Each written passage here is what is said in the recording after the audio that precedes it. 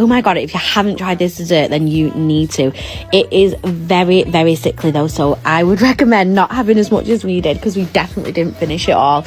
All you need to do is get your chocolate, put it in an oven-proof dish, and then pop some marshmallows over the top. Once you do that, pop it in the grill, or under the grill, or in the oven. We left it for about 10 minutes, and then it should come out looking like this. All the chocolate has melted underneath, and that's marshmallow all melted on top, and then we use digestives to eat it, and oh my god, it's heaven. You definitely have to try this.